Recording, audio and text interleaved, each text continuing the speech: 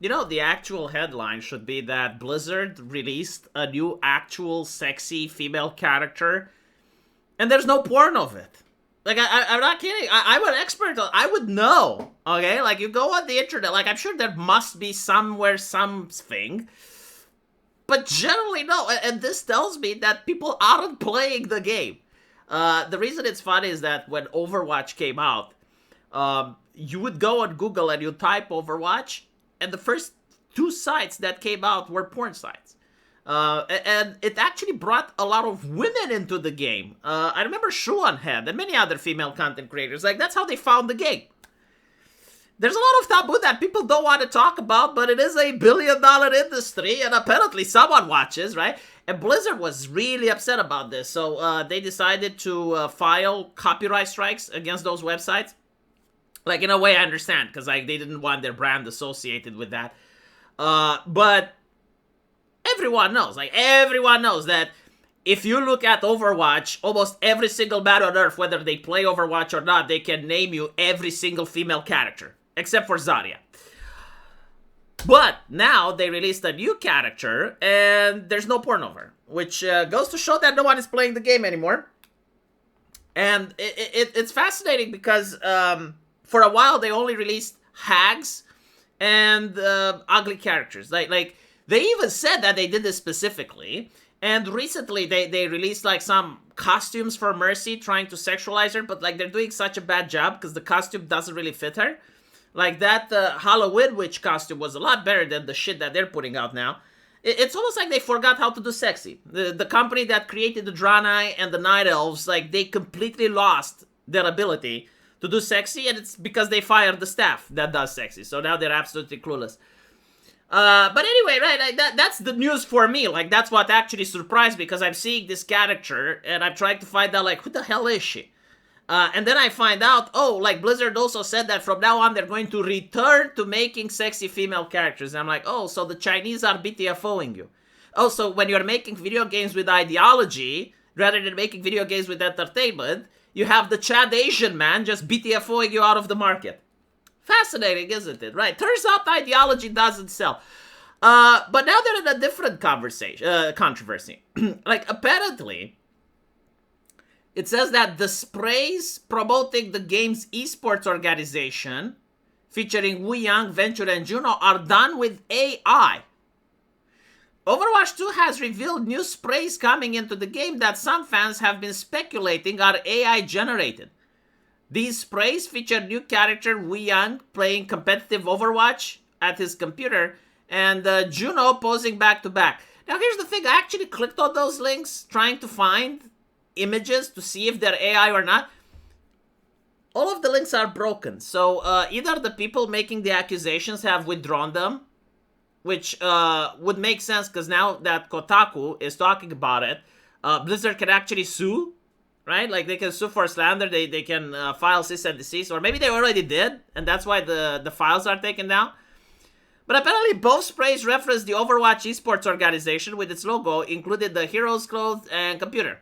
So after they revealed, fans started accusing Blizzard of using generative AI in Overwatch 2. Explaining which the details about the sprays they felt that gave away the product of AI. Now this is the fascinating part. Despite the fact that the AI is actually capable now of making stuff that's passable and stuff that looks good, the consumer absolutely despises it. And I kind of understand where the consumer is coming from.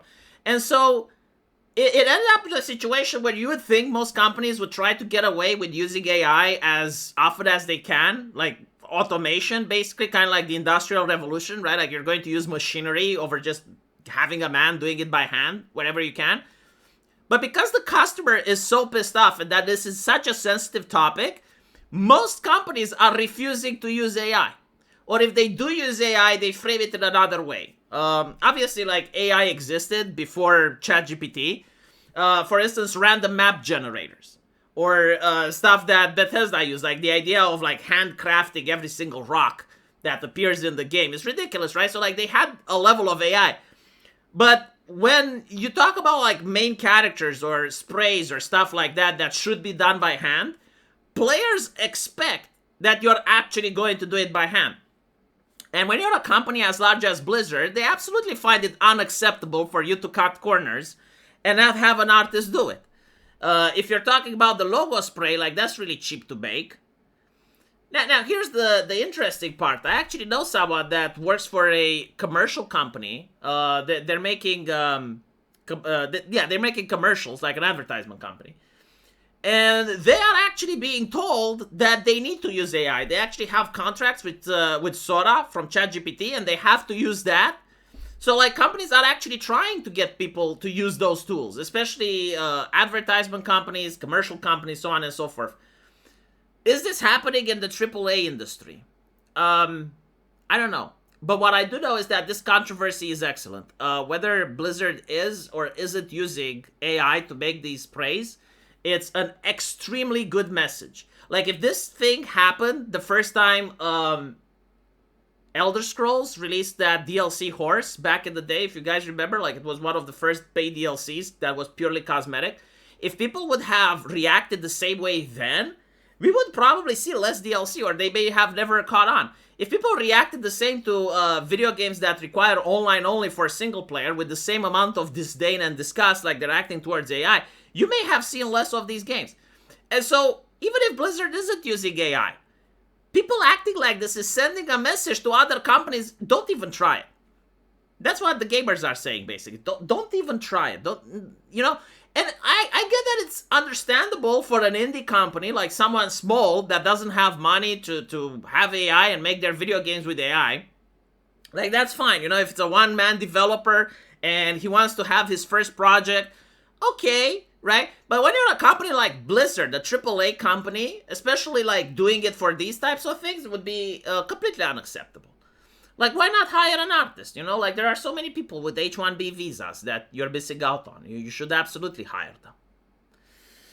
And so, I can't verify if it's AI or not. To be honest, like, when it comes to sprays and stuff like that, it's actually difficult to tell.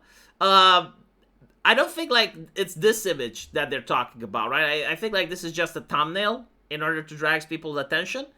But, yeah.